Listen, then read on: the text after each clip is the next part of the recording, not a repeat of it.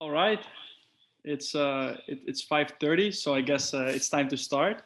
So first of all, I wanna welcome every one of you, and I want to thank already especially Emile and Esther for being here with us, and for as I said earlier, giving away their free night to us and being here to inform you people. Well, a little bit about us, about O20, so the people who organized this. Well, my name is Dede.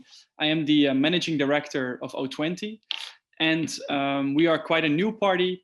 We started actually still this year at the UVA. We were able to secure 3 seats within the FSR FMG social science faculty. Oh, someone is trying to, 2 people are trying to enter. Um, one more person. Okay, 2 more. Quickly let them enter. Yes. And what makes us a bit different than any other political party is that besides just working in the council and trying to get, getting the normal politics done, trying to get change when it comes to, for example, getting more psychologists at the UVA, getting other things done on sustainability, inclusion, diversity, jobs, housing, is that we also try to organize all kinds of events to really try to better the day-to-day life of our fellow students, not only through the university. And Project Major, where you guys are attending right now, is one of those examples. So we feel like the university is not really doing enough when it comes to informing you as a student to what specialization or major should you pick. We get information when it comes to the academics. So, okay, what are the courses we're going to follow, right? When it comes to work in organizational psychology, you probably really know when you look at Canvas, you know, okay, these are going to be the courses to follow. However, we feel like a part is missing, and that is, you know, the input and the information you could get from a person that's actually working in the field, and maybe a student that is also actually doing the specialization.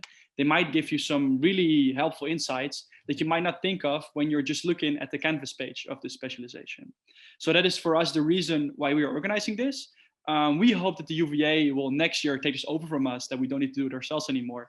But you know, until that time happens, we will be here to organize these events. So yeah, now I would like to give the word to Caroline, because Caroline is the moderator of today. And if there's any questions about O20 in specific, feel free to send me a text. You know, you can follow us on Instagram, which a lot of psychology students have started doing since a couple of days. And yeah, thank you guys. And Caroline, I'll give it up to you now. Thank you. So hi, everyone. As you know, my name is Caroline, and I'm in the external committee. And right now I'm responsible for events related to psychology. I'm myself a third-year psychology student, and today I will be moderating this event. A few practicalities before we begin. If you have a question, I highly encourage you to wait until the speaker has finished the presentation. And to make sure that you don't forget your question, you should write it down in case you can't remember.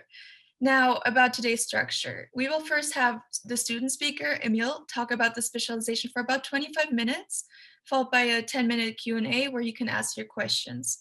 Afterwards, there's going to be a 5-minute break, and we will continue with the professional speaker, Esther. Esther has prepared a very informative and insightful presentation about her experience within the field, which will last for about 30 minutes. And afterwards, you have time again to ask questions for about 20 minutes. I want to mention that we really want to stick to the schedule, and I will be here to keep an eye on the time. If you have any questions, you can contact us. Now, I would like to welcome Emile, who has successfully completed his specialization in work and organizational psychology. Thank you for taking your time, and the floor is yours. Okay, thank you, Caroline, for the floor. First of all, I want to ask, am I a co-host already so I can share my screen for the PowerPoint? Let me try. Yeah, no, I cannot do it. Mia, could you allow him? Should be able now. Yes, okay. Here we go. Can everybody see my screen now? All right. Okay, here we go. So today I will tell you something about my experiences during my work in organizational psychology specialization at the UvA. My name is Emile Everduim, and currently I'm a master student data science and society at Tilburg University. So something else, but we'll get to that point. And like I said previously, I did the work in organizational specialization in Amsterdam.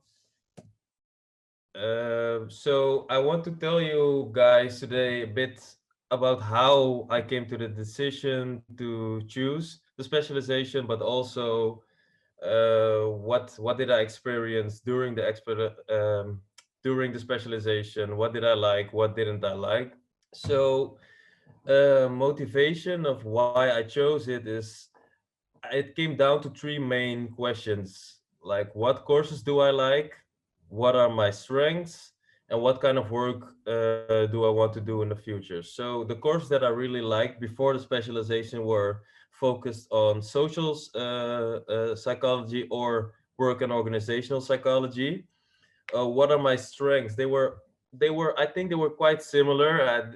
It wasn't like I was better in one or the other, but when I thought of what kind of work I would like to do in the future, well, it's really broad. But at the time, I saw myself doing something in human resources or consultancy, and the work and organizational psychology specialization was more focused on that part. And I believe that if you have a strong feeling for something, because at the time I didn't really know what human resources or consultancy was, but I just thought it would be nice.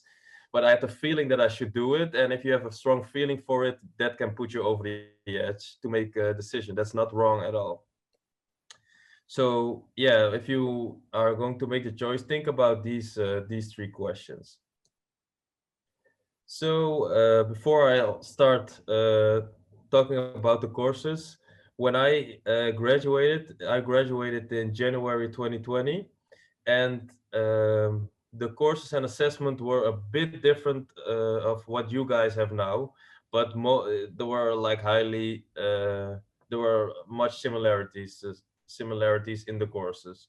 So I had recruitment, selection, and work performance, and after each course I've written down what kind of assessment we got. So recruitment, selection, and work performance, exam and assignment, work, stress and health, the same, motivation and work behavior, also the same. I really liked motivation and work behavior. You learn a lot of interesting stuff. For instance, we had a lecture about money, and if money brings happiness connected to your work, and that I learned that like the well, how do I say this in English? Uh, the cutoff is not so high for earning money to get your happiness. Like I think, I don't know for sure, but it was like around 55,000 euros or something a year, and the happiness doesn't go up from there. So that was really interesting, and a lot of more theories about increasing motivation on the work floor.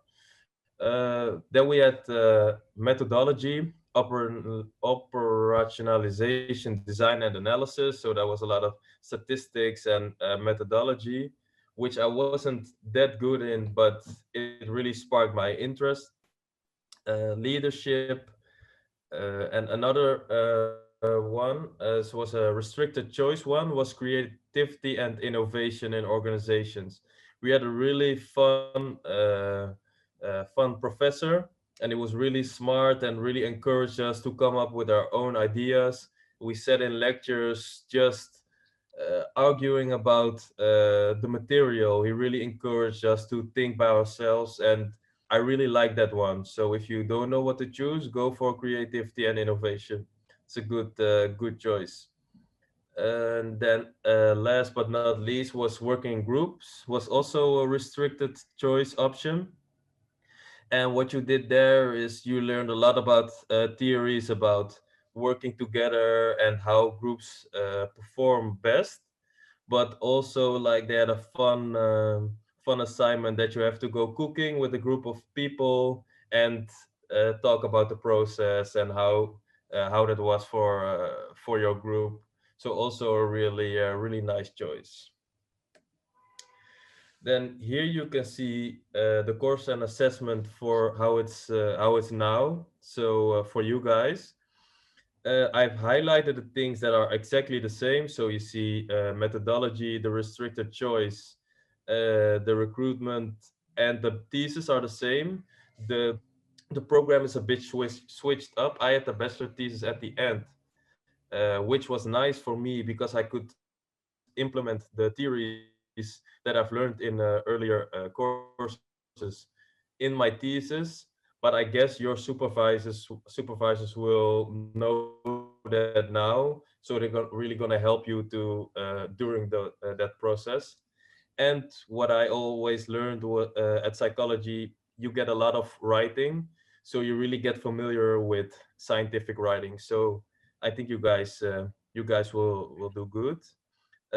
Teams and organizations, I really don't know what kind of course that is. It sounds interesting because for my thesis now I do something with teams, but we'll get to that later. But I really don't know what it is. So you have to ask your professor. Leadership and organizational culture. I can imagine that I had a course, leadership, what was a nice course given by Angelique Bakker-Pieper, leadership course, and I think they just added some organizational culture in it, which is really, I think it which is really nice in these times, these diversity times where we live in now. And the work motivation and health, yeah, for me it was two courses: work stress and health, and motivation in the workplace. So I think they just combined the courses and made one big course out of it. The specialization and my thesis. So more my thesis. For my thesis, I did a research on the relationship between physical activity, work stress, and the mediating effect of self-regulation. I guess all of you know what a mediator is. If you don't, well, then you're a bit behind on the lectures. And yeah, for my thesis I couldn't choose myself. I did it in the second semester. So for you, yeah, for you guys now the second semester, and there were only four people writing their thesis at the time. So we had one supervisor, and she was specialized in physical activity and work stress. So I had to do something with physical activity and work stress, and the self-regulation variable was self-chosen or self-found during my research. My supervisor Sandra Klapersky was really, she knew really a lot about the subjects, so she was a big help. And I think all of the supervisors, if you have questions, just ask them. Sometimes they're gonna act nice, sometimes they're not gonna act so nice, but they really are there to help you. So in the end, it will be better if you just ask your stuff and don't be scared to ask questions and stay stuck at one point. Yeah, some unexpected encounters, a lot of statistics. So during the specializations we had a lot of statistics. Also at the beginning of psychology I knew there was statistics, but this much I didn't prepare for that. But actually for me it put me on another track, because I started in my masters. I'm doing data science now, and the reason why I chose something else, not a typical psychology master, is because we have so much statistics, and I wanted to know a bit more about the data and the statistic methods behind it. And I think I can really make it with my psychology background. I can make a really good translation from the data to human behavior. And as a lot of people, even from companies, are asking me now, like, whoa, what do you know about that? Can you do that? Do you think you can develop those things further? And they really focus on my psychology background in combination with this data master. So I think it's your psychology background is going to do really well for you. Then skills learned during this specialization. Um, well, yeah, first of all, you get a lot of knowledge about work and organizational topics, the different courses that you take, motivation, leadership, etc. Your analyze work and organizational psychology problems and formulate solutions. Well, you do that on your exams, but you also learn that during the lectures. If you have a lecturer that's really tries to draw you guys in, but it's also up to yourself. Are you really participating in the lectures and then during the practicals? Yeah, so my skill as a researcher in the work and organizational psychology field is mostly based on my thesis. Like with my thesis, but also for the exams, you have to read a lot of articles, and you really get in that mindset of a researcher. Before I studied at university, I knew a lot of things for sure, but after studying at university, now I know that I cannot say like the world is so black and white. It's really comes down to a lot of research, and that mindset really develops during the specialization.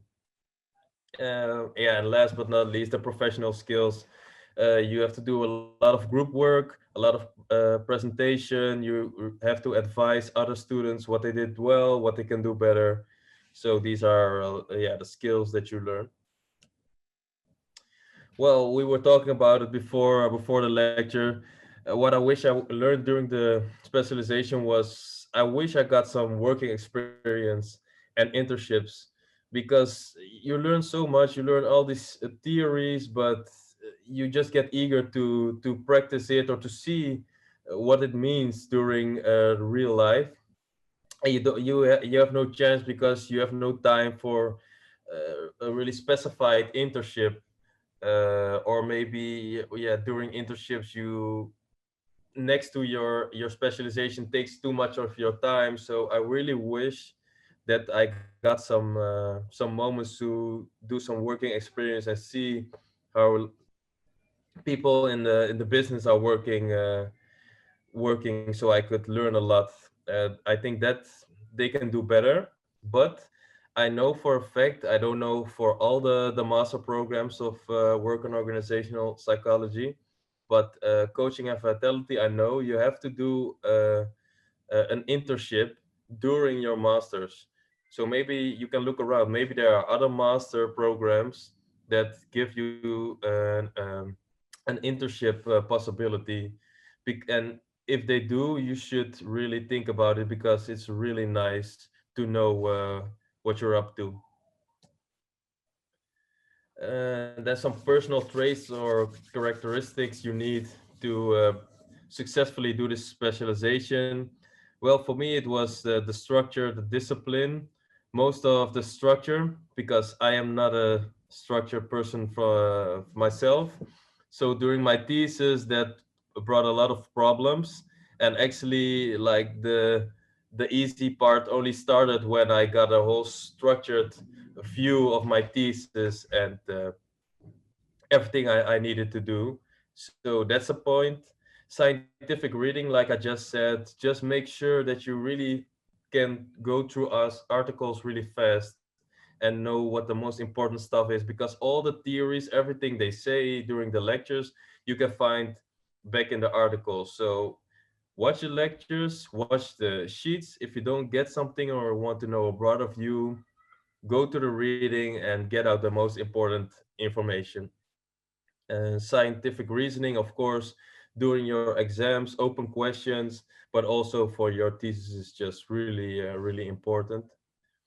And yeah, good collaboration skills. You have to do a lot of assignments. The assignments are mostly in groups. On the top of my head, even for at least four courses, you have to do an assignment in a group. So make sure that you're good at collaborating, working together. And if you're not good at it and you know it by yourself, put some extra effort in it, because yeah, it's really important. For the future outlook. So you could do one of the work and organizational masters. In my time, and I think in your time as still, you have the coaching and vitality, consultancy, sports and performance, human resource, career management, and training and development. That's not really a work and organizational master, but a lot of work and organizational students like it. But you could also do a different master, like I did with data science. So yeah, if you want to do a different, maybe even a different psychology master, like social psychology, I think you can do as well with this specialization. But yeah, you have to figure that out by yourself. Just go talk to people and ask questions about the possibilities. And yeah, different jobs. I just written down HR recruitment because that's really uh, likely to come in your head. But there's a lot more you can do even with only the bachelor. So it's totally up to you. It's such a broad specialization. There are a lot of things you guys can do. Yeah, some final advice. Just enjoy your time. Make sure to yeah enjoy studying. I know it's hard with the corona things going on. uh, but yeah, find a group of people to study with, even if you don't study together. Just make sure that you know that you're not alone in this. And yeah, it works so much easier to know that there are people struggling with you. So that's my final advice, and that's it. Thank you, Emile. This was a really nice presentation, and I think it also gave us a lot of insight. What is it like to study work in organizational psychology? So now You're I would welcome. like to move to the Q&A, where we have about 10 minutes. So if you have a question and you would like to ask it directly, you can write your name into the chat function. So I will have an overview, and once your name is being called, you can unmute yourself and ask your question. But of course, you can also just type it into the chat function.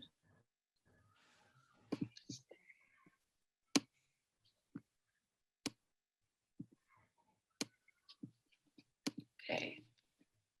I'm sorry if I pronounce it wrong, but Ezrion, do you want to ask your question? Yeah, thank you. I might have missed it, Emil, but I was wondering, how did you end up in data science from here?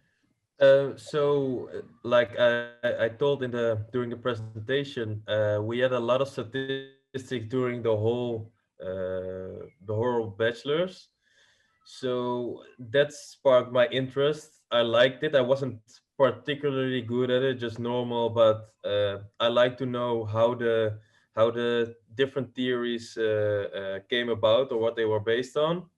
Um, and I wanted to, like, for me, I liked psychology, but it's so broad. It and wait, how do I say this? It's such a broad studies, and it has a lot of theories.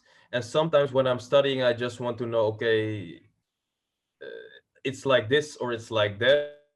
And psychology was a bit in between for me sometimes. And that's why I like the combination. Like during my bachelor's, psychology was perfect, and during my master's, 1 year's specialization, data science to add, that was really nice. So that's how it came about. All right, thank you. No Thank you for problem. your question. There is Thank a you. question in the chat by Georgia. What is your Mhm. least favorite part of the course? I'm guessing she means the specialization work in organizational. Yeah, let me see the courses. Oh, I already know it. Recruitment, selection, and work performance. I hated it. I had to do it 2 times. Yeah, no, that was not for me.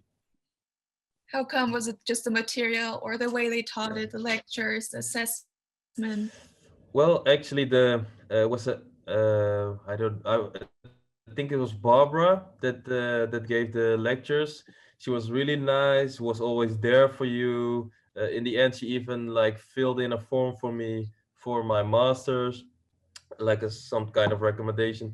And but the material was just so boring. Like everyone was sitting in the lectures almost asleep. It was really boring material, and I think recruitment can be really fun in real life, but studying like the different theories about it is no fun at all.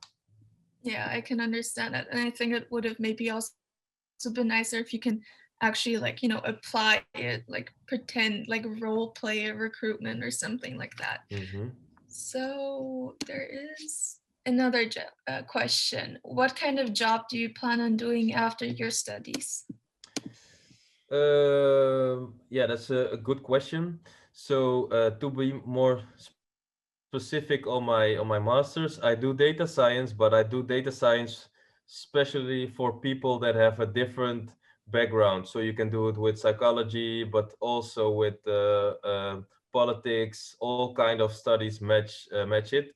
You have to have enough statistics and methodology to do it. Um, so I think I want to, yeah, like I said, combine the two. Maybe do some data science research on HR, or working in teams. Like my thesis now, I write about how to increase team performance through linguistics, so linguistic interaction. So yeah, I want to make a combination of work on organizational psychology and data science. So yeah, Thank you for something your like that. answer. Um, there's another Yeah. question. I'm not sure if you're able to compare it with the other specializations, but Mhm. the question is, how does work in organizational psychology differ from other specializations? What do you think the major difference is? Yeah, that's like you said, it's hard for me to compare. But for me, I knew for sure that I didn't want to uh, be a clinical psychologist because it was such heavy material. With work on organizational psychology, of course, you can encounter people with burnouts, and I think that's really heavy as well. But you can you have options to choose to work with healthy, and you just try to find theories or behavior forms of behavior to help them to get even better at performing. And I really like to work with healthy people, so my work doesn't get that heavy. So that was one thing. And yeah, I just like studying the workplace because I know I'm gonna work for all my life basically, and I just like to see the interactions between people over there. Yes, thank you. There's a long question, but before, let's Mhm. do the shorter one. What jobs do most people in this specialization end up doing? So maybe you can just tell us about what your friends in the specialization end up, like what direction they end up going into. Mhm. Um, well, it's hard to say because I ended in January, and most of my friends are now following a master's. So I don't know, maybe someone or two people, they do human resources or coaching or training, something like those three things. But most people are still doing a master's, and also I know most people do the that I know do the human resources or the coaching masters. So something around that part, I think. Okay, thank you. Johanna, I think your question is something you can ask once we have done the professional presentation, since that's a bit more related to that. And then there's another question. You mentioned that you liked social psychology as well. Why did you choose work in organizational and not social in the end? Yeah, yeah, I mentioned it. Well, I like social. I think I equally liked social psychology back then, but for me, work and organizational psychology was I could get a more of a grasp of what it included. The courses, leadership, motivation, those were the topics I want to work on. And with psychology, social psychology, in my opinion, it gets wider again. And yeah, so like the focus of work on organizational psychology, the different topics are really like those. Talking about creativity, it was really nice. Thank you. I have a question myself. You Yeah. were talking about that you would have liked that they would have done an internship during the studies, but unfortunately we aren't really offered the opportunity from our like course to do that. Do you think it is doable with all the like material to do an internship while doing the specialization, or do you think that is impossible? It's too much work. Well, it depends on yourself.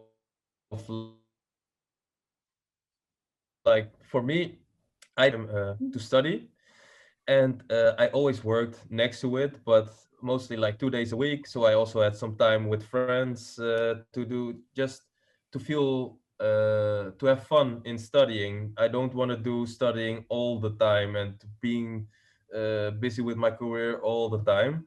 Also, like the studying time of your life is a really important time to have fun.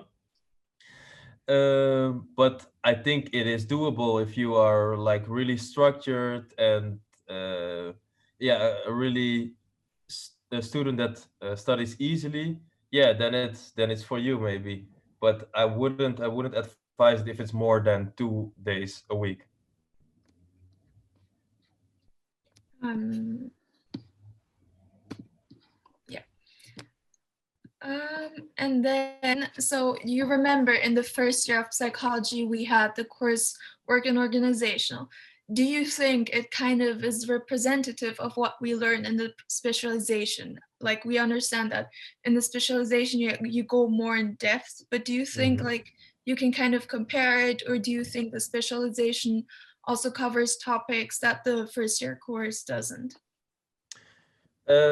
Well, I think it's quite representative because it has some theories that I remembered from the first year Mhm. when I was doing the specialization, but it was a lot less fun. It was way more boring than focusing on the courses in depth because uh, yeah, when for instance when I did the creativity course, I really got a lecture from a guy that was this authority on the creativity field, and you don't get that when you get it in the first year. It's so much wider. So the passion from the teachers and for the courses came in the third year more than in the first year.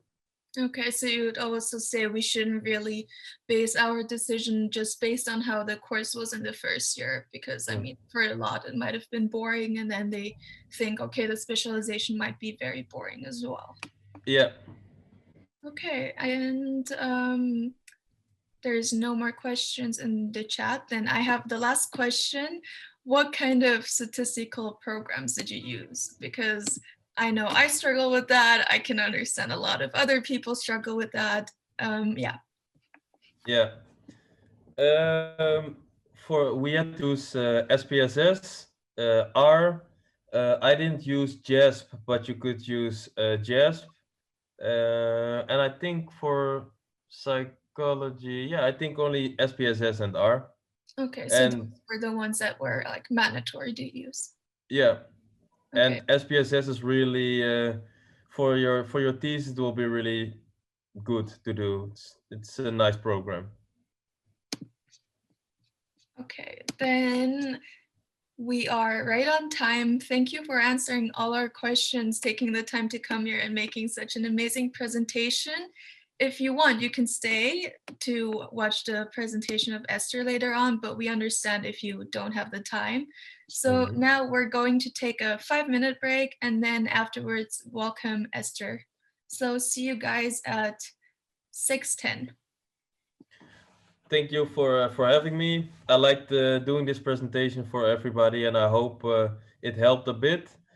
Uh, Unfortunately, I have to leave now. I'm in Amsterdam, and I have to go back to Tilburg. So, Esther, good luck, and yeah, bye Thank you. everyone. Bye. Bye bye.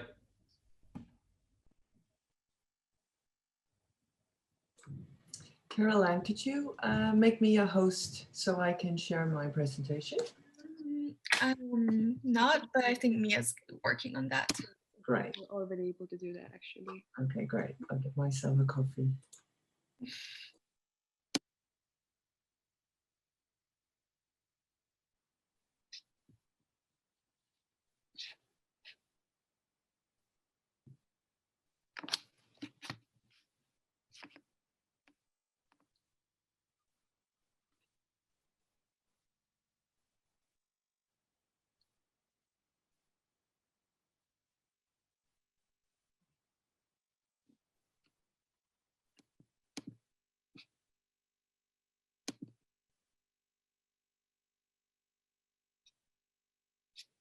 Okay, it's 6:10.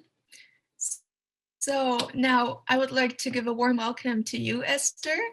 For everyone that's here, she has prepared a presentation for you guys. So without getting too much into it, I would like to give the virtual stage to Esther. Thank you, Caroline, and thank you guys for having me. I'm very excited because it takes me back to the time where I was a student. Feels like ages ago sometimes, and then at the same time, time goes so fast. I'm going to share my screen. Can you hear me properly? Yes, it's perfect. Great. All right. Here we are. So yeah, I want to start off by introducing myself. So my name is Esther. I was born in 88, so that makes me 32 at this moment. I live in Amsterdam, and I studied work and organizational psychology from 2007 until 2012 at the VU, also in Amsterdam, but the other university in Amsterdam. I work as a managing consultant at this moment for YourConnector. And a little bit about myself, I love traveling and adventure. Not so much at this point, unfortunately. I love animals. I love coffee, which I do a lot from home at this moment. I love wining and dining, not so much, unfortunately. And I'm a big shoe lover. So that's a bit about me personally. And looking at my top 5 strengths in the Strength Finder, I'm a maximizer, self-assurance, a ranger, individualization, and connectedness. And that's my first tip for you guys of today. Go and take the Clifton Strength Assessment. It's a really cool assessment. And it's funny because Emile was talking about working from your strengths. I would definitely advise to always work from strengths and not from weakness. But I'll tell you a little bit more about that later on. Yeah, so before I studied psychology and during my study as well, I've done a lot of jobs. I worked in an old people's home. I worked in a bar for years, and I was a math tutor as well. And I've always worked with people, and looking back now, years later, that really helped within my development as a psychologist. So that's the second tip from me to you guys. If you get the opportunity, go work with people. Be curious, because it will help you be a better psychologist in the future. Yeah, so from a young age on, I knew I wanted to study psychology. But then at the end of my high school, which was a long time ago, I had a boyfriend, and his dad told me, he pursued me actually to go study economics. He told me there's no money in psychology, just go study economics. So he persuaded me, and I did for a year at the UvA actually. After a year, I decided to quit. I broke up with the boyfriend as well, by the way. But what I did like about economics was the human factor. So actually it wasn't a waste of time. I was very young, and I found out that the combination of business and the human factor was very interesting. So I moved from the UvA to the VU to study work and organizational psychology. A very good decision. And Another tip from my side is, so I based my decision on future perspective instead of my own motivation. And I think you should definitely do what feels good instead of just thinking about future perspective, because yeah, especially in the future, like it's important to do what you love. So that was a good step to take. I was enthusiastic about the study, but yeah, I had to move into the study. Actually, I did my first year twice. My priorities were not so much with studying, so I did my first year twice, and my grades were quite average in the first 3 years, and then by the end of the third year, I did my bachelor thesis, which was a lot of fun. I really liked that. I found out that I loved research, doing research, so that got me very excited, and my grades went up. And then I did my master's in work in organizational psychology, and I did my internship, which I'm going to tell you a little bit more about, but that was definitely the best idea. So I can definitely confirm what Emile said. Go do an internship when you get the opportunity. And if it's not mandatory, if it's not, if you don't get the opportunity by the university itself, go do it yourself, because experience is so important.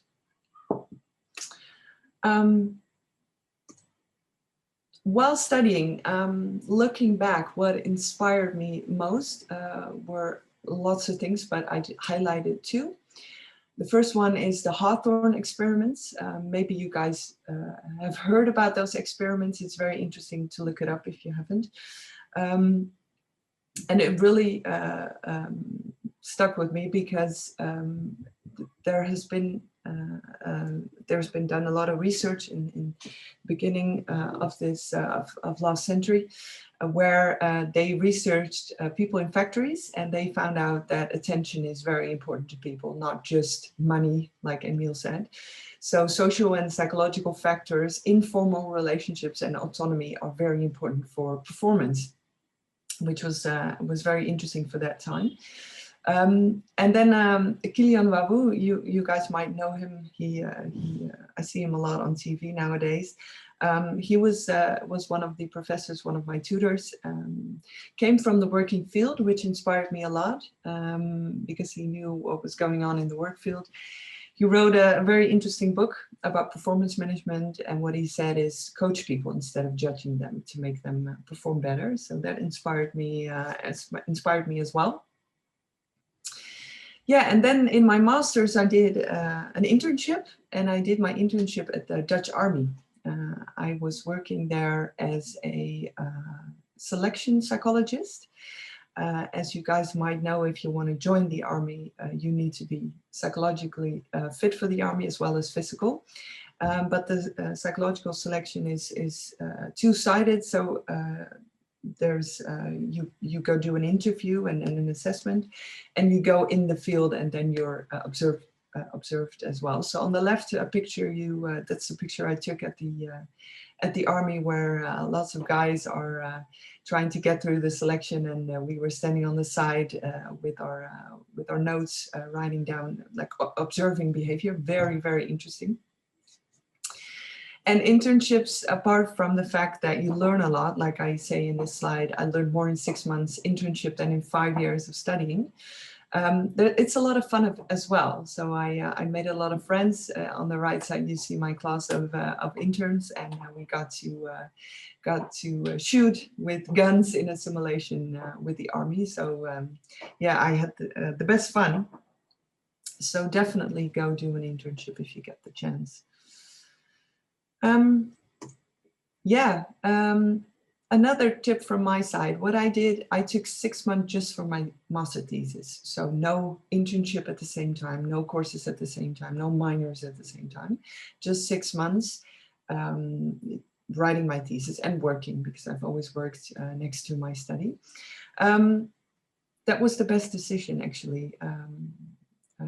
It gave me time and space to focus on my thesis, and I had a lot of fun. And like everyone, I had a few mental breakdowns as well, but it was looking back, it was a really good decision not to do too many things at the same time. So that would be another tip from me to you guys. And then, yeah, 2012, it's been 8 years already that I graduated and got my master's degree and ready for the world. But I had no clue what I wanted. So I decided to go travel. I traveled for about 6 months by myself, which was a very good decision as well. I would definitely advise everyone to do that if you get the opportunity. Especially traveling alone, it gave me a lot of time to reflect, to think about what I wanted. So yeah, that was really good. And when I got back, I actually got offered a job at the army. So that's another advantage of doing an internship. It could give you a job. So I worked there for 5 years, from 2012 until 2017. Mainly as a specialist, so a selection psychologist. I've done coaching and training as well, and then talent development. What was nice about that organization, it's a huge organization, so you're part of a bigger cause. You actually feel that you're contributing to the safety of our country and the world even. So that was really nice. What I found a disadvantage of working in a large organization like that was the very formal culture and politics. So as a young, ambitious person, it was quite hard to grow because what I used to say is you need to be gray before you get opportunities. So it was a bit too slow for me sometimes. And then I got the opportunity to go work for Tata Steel, which is international organization. And funny enough, my granddad worked at Tata Steel all his life, so that was interesting. I worked there as a talent manager. I was responsible for trainees. So that's another way to start your career as well, as a trainee. I would highly recommend that if you get the opportunity and if you feel like doing that. Development program. So I was more a project manager, program manager. I got to be more entrepreneurial. I got to design my own program and coach and train trainees. It was more informal than the army. And what I liked was to build a big network. But as you guys might know, Tata Steel was not doing so great at the moment. So there was not a lot of money to develop the program. So I decided to think about what would be my next step. And what I wanted to do is I wanted to explore the world of consultancy. And I wanted to go to a smaller company, and then YourConnector came on my path. So that's a year ago now. An organization of 10 people, so that's way smaller than I was used to. So I work as a consultant, which is more of a generalist. So I moved from specialist to more project manager to more generalist. I really get to be an entrepreneur. I have to be an entrepreneur actually. And what is new for me since a year is the sales side of consultancy. That's very different from the former organization I was in. Yeah, so I moved from corporate to startup. Some people do it the other way around. I would definitely say go explore both if you get the opportunity. So I would say the advantages of a large organization are opportunities in the way that it's so big, there's so much to do. So you can change field within an organization because it's so large. You have shared responsibility, so that takes off the pressure sometimes, and usually work-life balance is quite good. You get good conditions, like a contract and everything. Yeah, lots of security. The downside, like I said before, of a large company would be that it's quite slow. There's a lot of politics, and there's not a lot of room for entrepreneurship usually. So yeah, I think for me, that's the reason why I changed to a smaller company. And for me, the advantage of this more of a startup world is the entrepreneurship. I like to be an entrepreneur. The impact that you can make, because you're not like the shared responsibility in a large company. In startup, you can actually make a big impact. And it's way more of a fast world. So work hard, play hard. Then the downside is that money is hours. So I have to write my hours. I have to make sure I make money in the hours I do. So if I compare it to the corporate world, sometimes you get paid for just drinking coffee, and that's not the same in the consultancy world. So it's different. And that's what I mean with work-life balance as well. So if you have to look after yourself, because before you know it, you work 80 hours in a lot of startup or consultancy worlds. So you have to really make sure you don't do that, because that's not good, obviously. And I think for me, it was good. Like I'm a bit older now, so I can make sure that I don't overwork. But that's easy in a startup. And the responsibility or the impact that you can make can bring some pressure as well. So that's, for me, that's the difference between the two. And again, explore both if you get the opportunity. Yeah, YourConnector, it's the company where I work for. And the purpose of YourConnector is to build the best employers to shape the future. And what we really believe in is letting people flourish to make companies grow. So what we basically say is happy employees, happy customers, growth of your organization. And maybe that sounds quite logical, but I can tell you that lots of organizations don't work like that. Actually, it's a fun fact, employee engagement throughout the whole world on average is about 13%. So which means that most of employees are not engaged to the company that they work for, let alone flourish. So yeah, there's a lot to do when it comes to our purpose.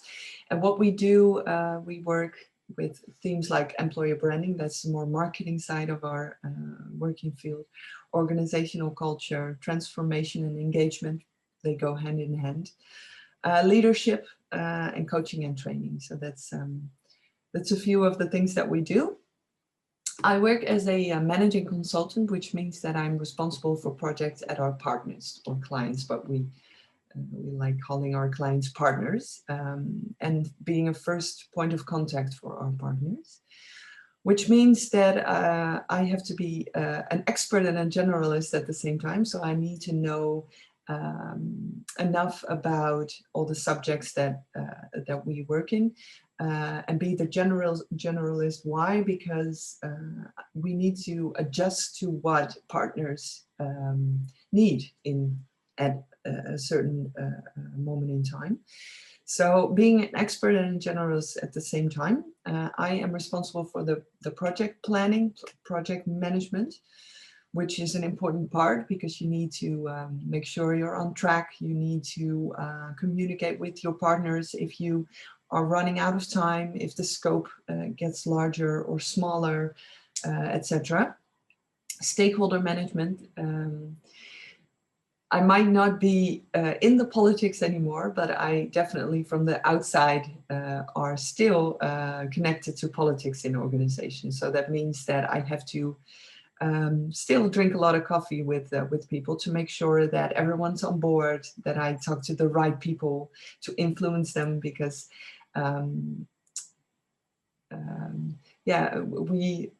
we work with partners, and what we want to do is keep working with that partner. So if we start a project, we would love to sell another project, and then you have to influence stakeholders a lot. What I do as well is the execution. So working in projects and training, coaching, giving workshops, presentations, stuff like that, and sales, like I said before. And interestingly, I always thought sales was a dirty word. I was very, I love research. I love being an expert, and I thought sales is just, it's not for me. So I've only been doing that since a year, and I love it. It's really interesting because you can go do sales on your own, in your own way, on your own terms. You don't have to knock on doors and sell. So that's an interesting fact that I've been learning. Yeah, so a week. What does a week in my agenda look like?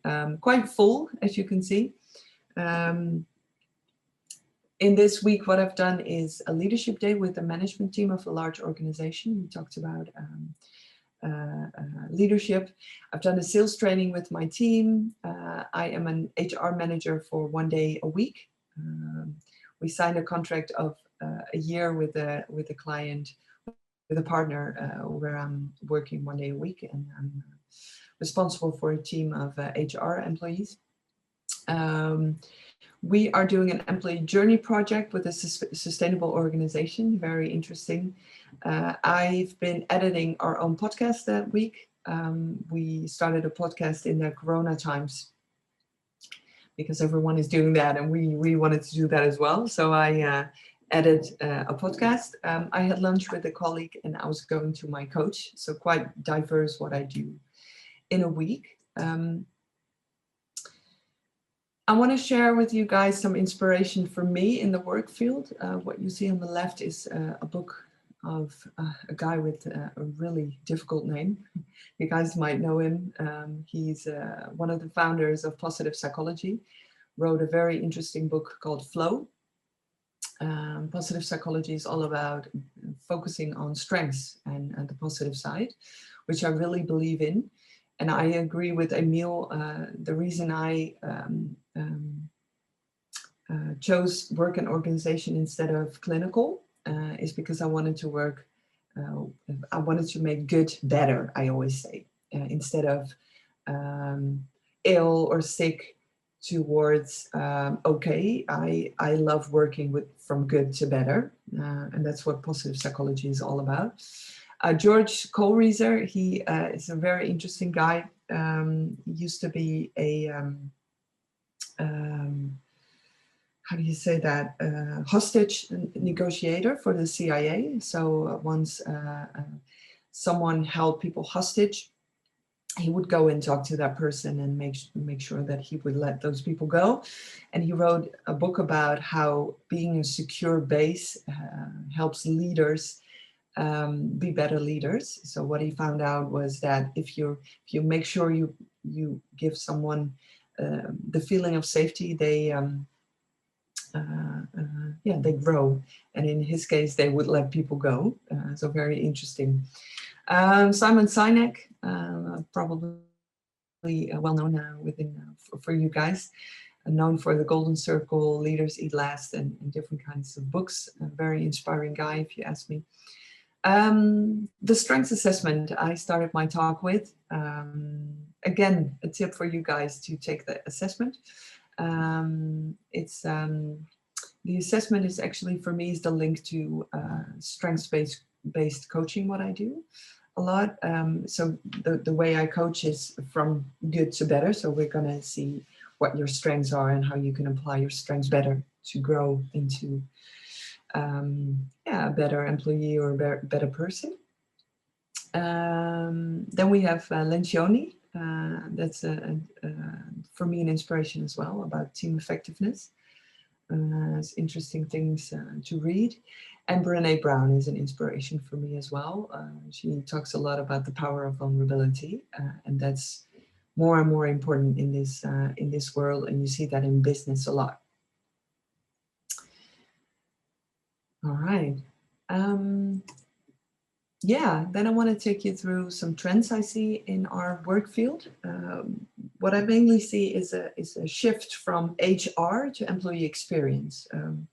Well, you probably all know the term human resources, and actually the term human resources comes from the time when we were working in a factory and we were basically resources for the factory, and those times are over.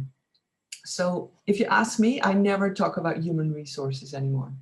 I think it's it's an outdated concept. So yeah, what I see a lot in our working field is more the employee centricity. That's what I always call it. So not the focus on from the inside out, so from the inside of an organization outside, and that you can be glad to be an employee. No, things are changing. So organizations are glad that you're there. And actually, why? Actually, because if you look at competition in the business market, being human makes a difference. So that's something that's very interesting to see. And I think if you ask me, try to challenge that outdated concept of human resources if you're studying, or if you see people being quite traditional when it comes to HR. Because we're definitely shifting. Instead of controlling employees, we're shifting more and more to developing them. Yeah, a few concepts that I see a lot is employee centricity. So employee journey thinking, design thinking within the world of our working field. The future of work, as you guys noticed, we're not bound to location anymore. We're not bound to working times. So organizations are shifting from the traditional concept into work experience. We, for instance, we don't have an office anymore. We work from home, and we get together in like once or twice a month as a team in really cool environments. So and you see that a lot. HR analytics. So if you ask me, Emile is in the right masters towards the future. You see a lot of development around data and analytics. New kinds of leadership where leaders used to be the boss telling you what to do. Those times are changing. You see a lot more coaching leadership, secure-based leadership, and strengths-based leadership. Coaching and mentoring. Back in the days, you went to a coach or a mentor when something was really wrong. Also, those times are over. So you see a lot of people having a coach or a mentor. Would definitely advise anyone to have a coach or a mentor. And performance management is changing. So it used to be like a one-way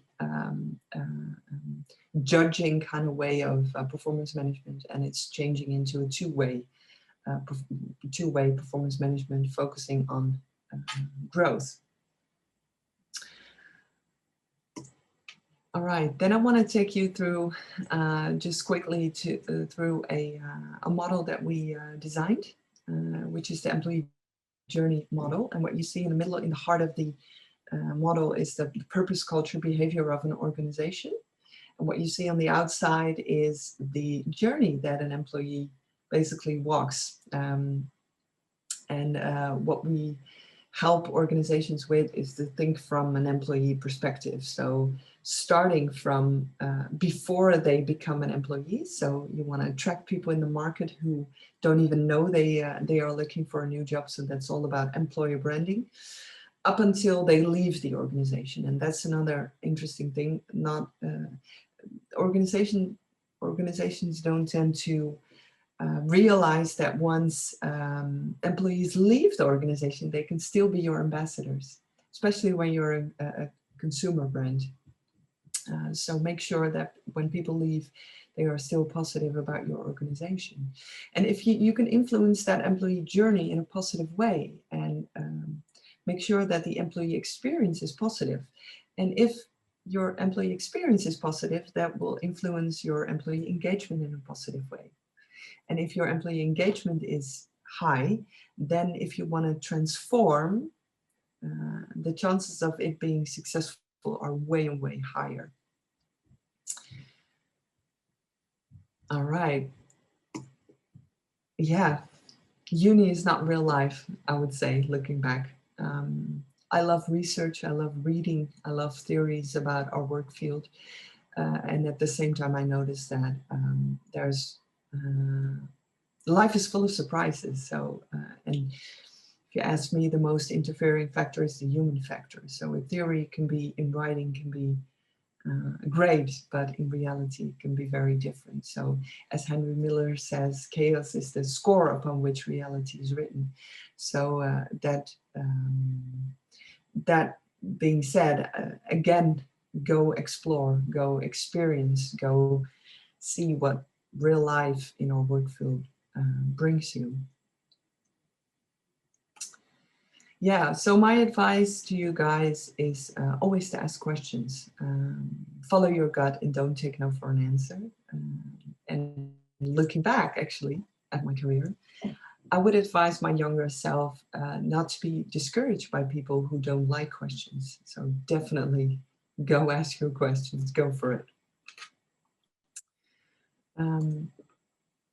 Yeah, so I can imagine that you guys would like to know from my perspective what kind of skills you guys can develop while studying work in organizational psychology. So I would say the first one is interview techniques, asking the right questions in a good way, structuring what you hear other people say is important.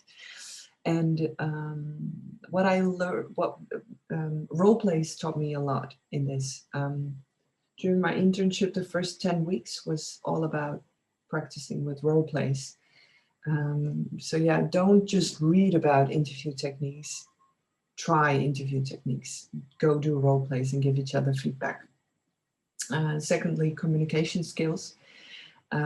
What I see a lot, and which is actually quite a difficult skill, is active listening, not just listening to what someone says, but active listening. Fun fact is that we all as humans, while listening, we are thinking about what questions we want to ask. We are trying to summarize what the other person says. And active listening is letting go of that and actually listening to what you hear. Listening to the way someone is saying something, or looking at someone's body language while they are talking to you. Very, very important. Project planning skills, project management skills, I would say, are very important. It took me quite a while to learn that, because like Emile said, I'm not a structured person as well.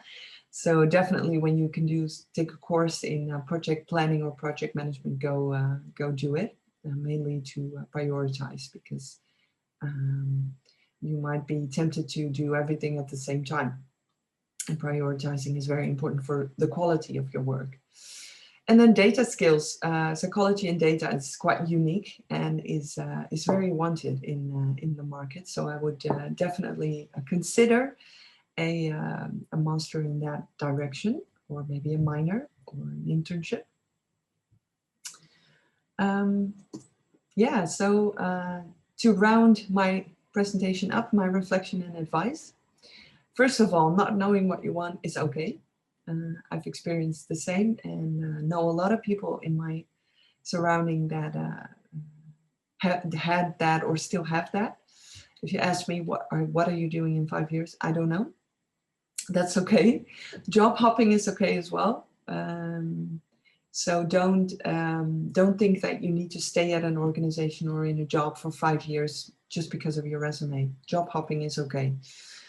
Work with people, always be curious. If you can't find a job, go volunteer, work with people. That would definitely be my advice.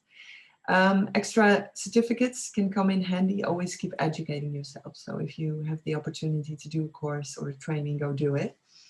Experience is the best investment. Internship again, or just a work experience place where you can experience real life. Explore different cultures, go travel abroad once we can, or work in an international environment. I would definitely advise that. Personal development and reflection. Go get a coach or a mentor if you have the opportunity. Don't wait until you're stuck, because personal development in our work field is essential, because it's all about working with people. Go experiment and explore, like I said before, always ask questions. And my last advice would be focus on the future of our work field, like the data science direction. So yeah, that was it from my side, my presentation. Thank you for your attention, and maybe you guys have questions. Yes, thank you, Esther, for presenting us your career experience in, such an engaging way and giving us a really good insight into your thought processes. I think we really appreciate that you were so open to share all of that with us. So now we would like to open the floor for any questions you guys might have. So if you have a question you would like to ask it directly, just write your name again into the chat function. And otherwise, you can also just write your question into it.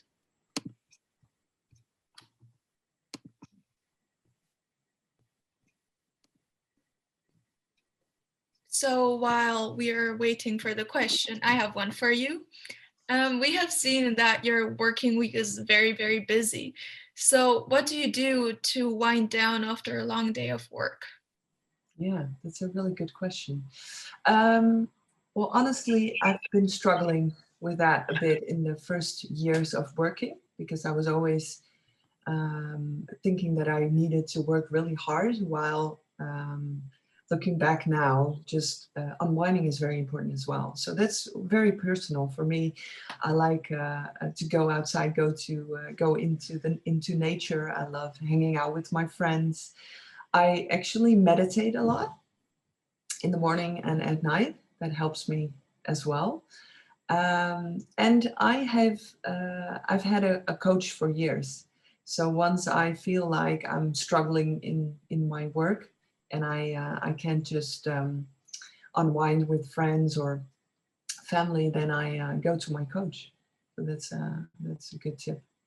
Yeah, I think it's also very important, to just be also open to yourself that like, yeah, okay, I'm struggling with this. I have to work on this. I have to take time for myself on the weekends, not really work anything, put everything aside. You're important yourself too. Yes. Thank you for answering that. Okay. There's a lot of questions.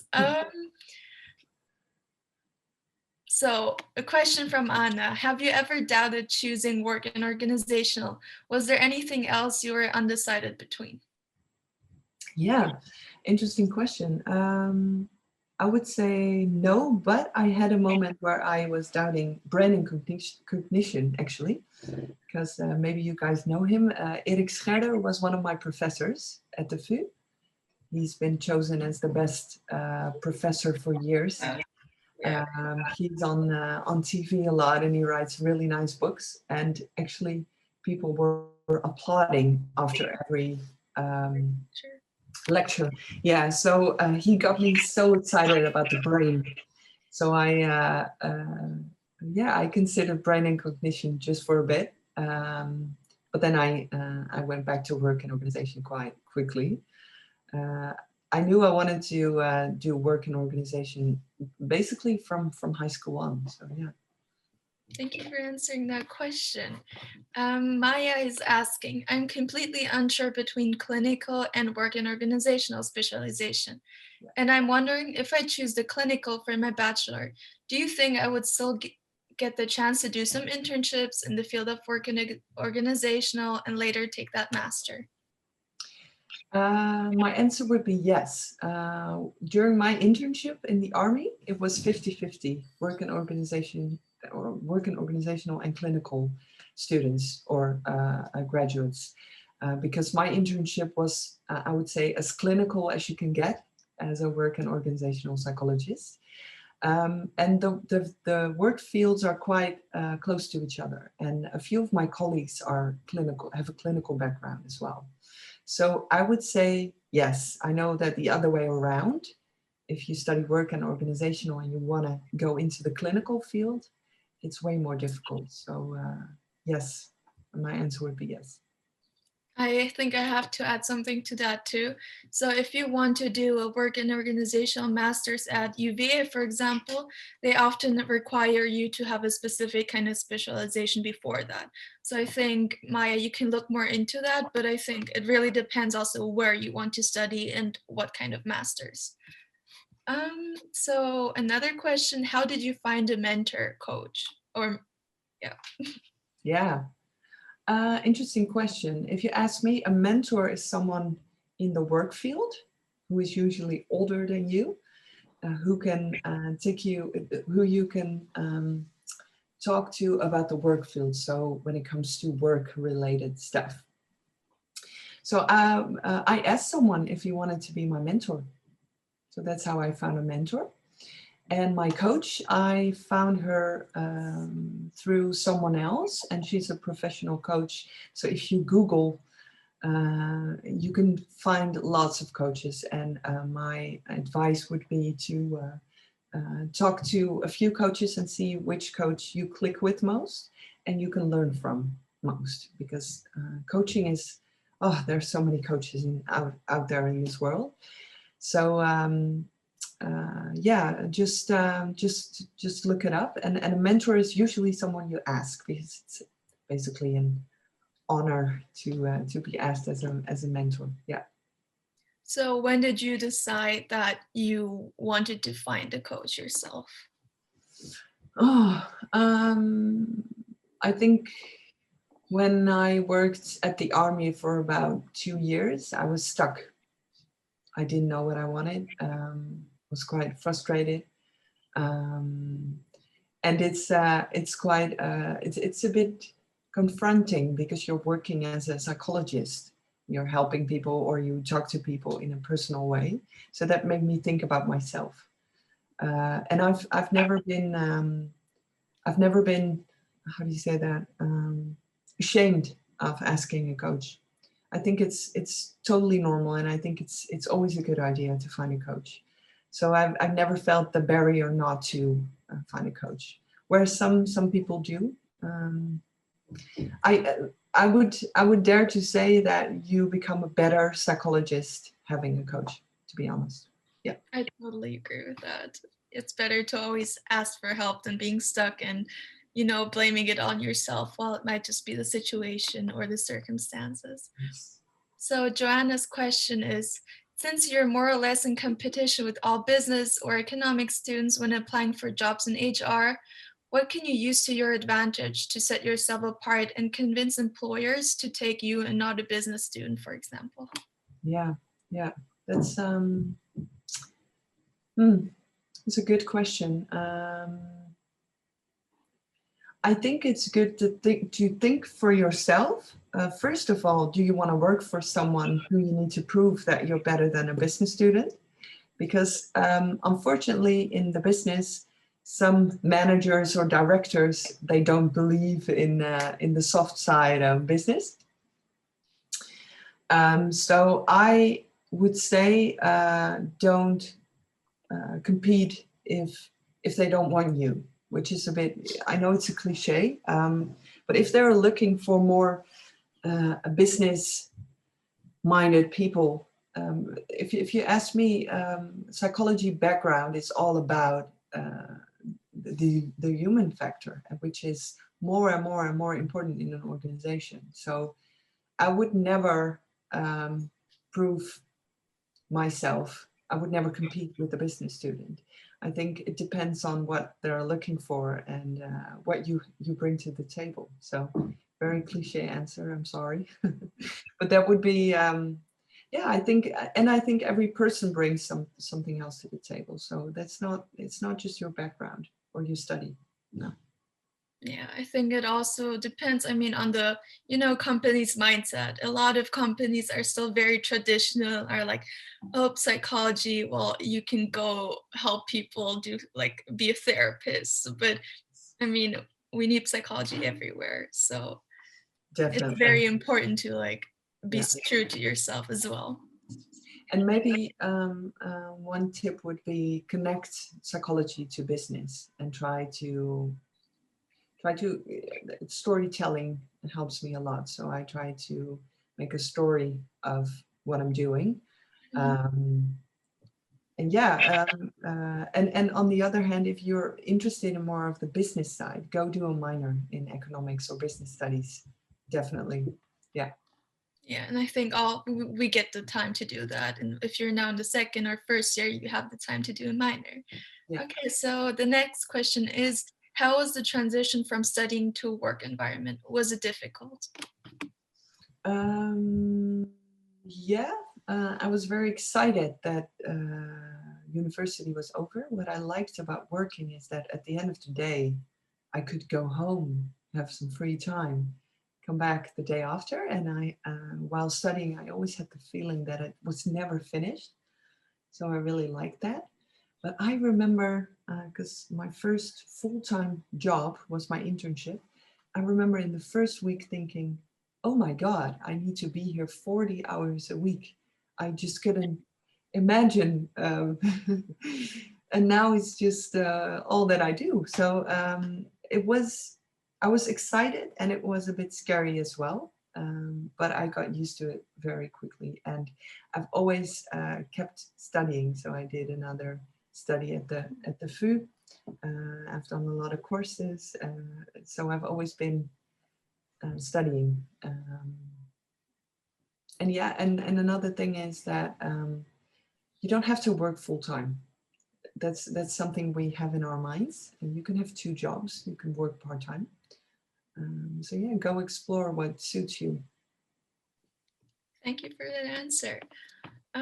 Pablo is asking, how did you find your internship and how did you apply for it? Oh, actually, it was offered by the VU.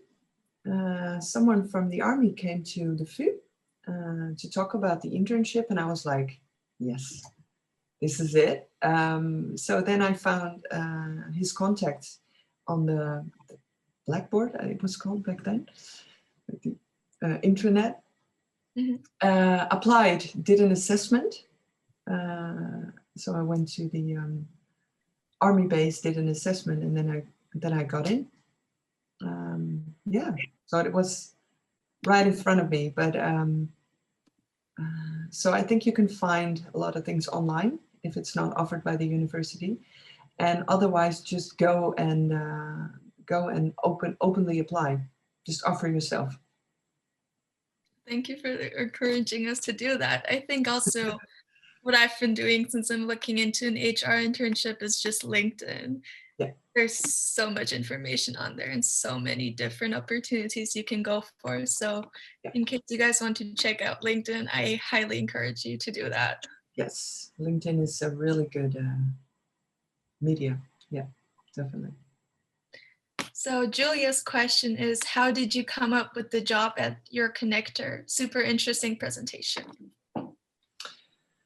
Oh, actually, interestingly, they found me through LinkedIn. So they just sent me a message. They said, hey, interesting profile. We are looking for a managing consultant. Let's have a chat. Let's have a call. Then we had a phone call. Really nice. Then I met them and we clicked. And then I started a new job. Yeah. Yeah. That's great. Yeah. That worked like so easy for you, because we're being told it's so hard. You have to really work to stand out and that. But I think it calms us down a bit, that this can happen too if you like have a good profile as well. Yeah, just in the beginning it's quite hard, and in 2012 the job market was really bad. So I felt like I had to take the job in the army, even though I was doubting whether it would suit me.